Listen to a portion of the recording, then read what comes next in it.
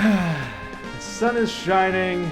I just showered. I only cut myself twice shaving today. And something very special came in the P.O. box for me.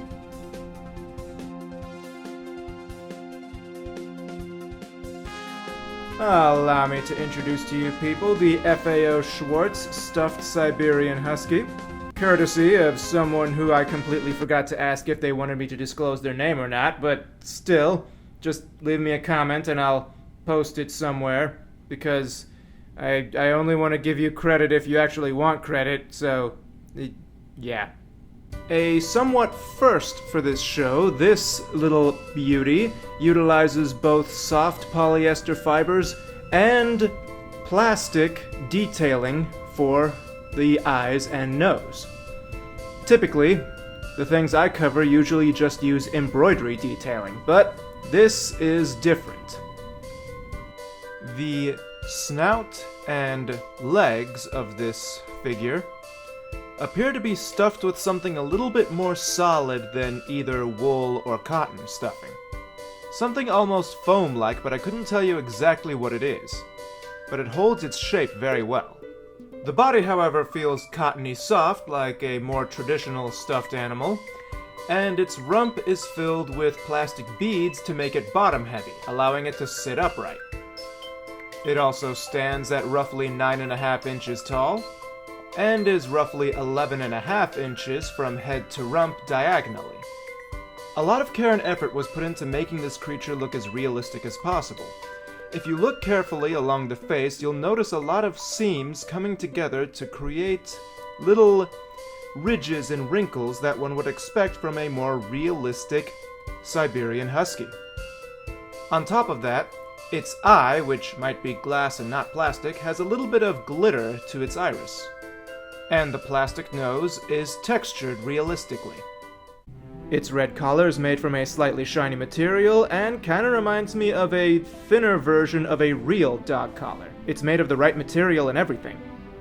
One touch here that I really appreciate is them giving this FAO Schwarz dog tag, made of a pressed pleather material, to the dog collar.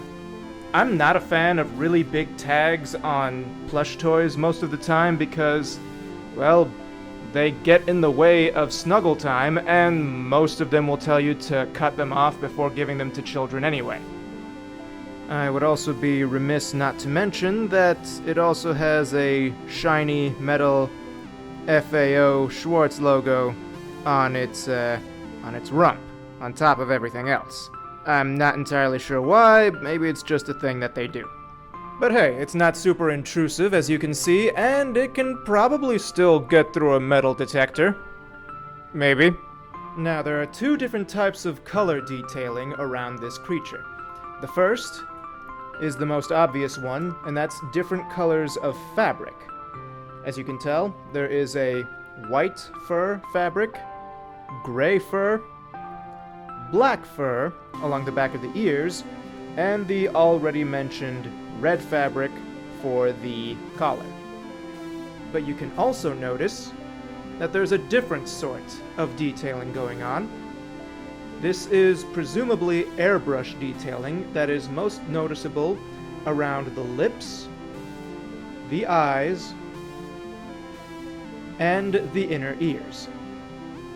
I think part of the motivation for why they used spray paint for some of these details is because throwing in extra fabric colors would A, increase the price of production for this thing, and B, probably not look very good to begin with. But I think there's another reason. And once again, I'm going to talk about a plush toy's feet to get my point across. As you'll notice, they kinda look like great big blobs, don't they?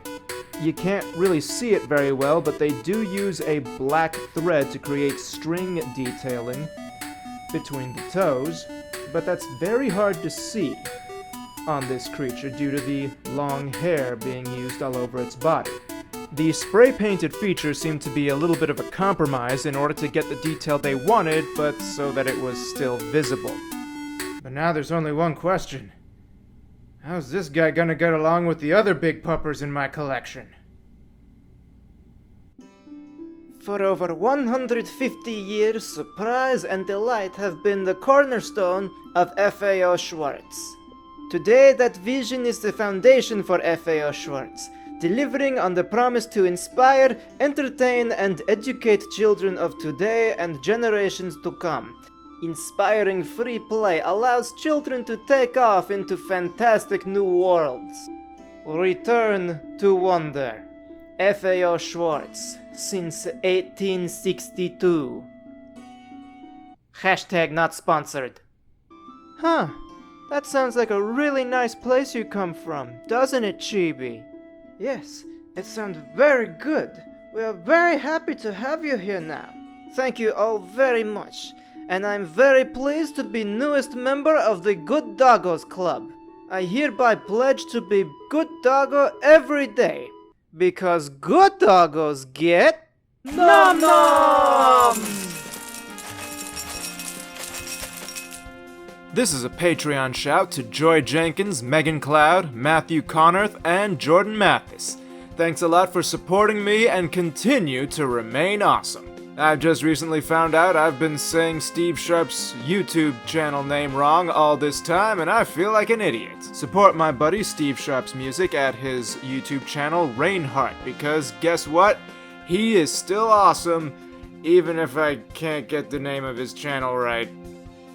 It's in the link in the description. Got anything you want to send me? Send it to P.O. Box 82, Prospect, Kentucky 40059. And don't forget, I am building a new card game called Rise and Shine Kingdom.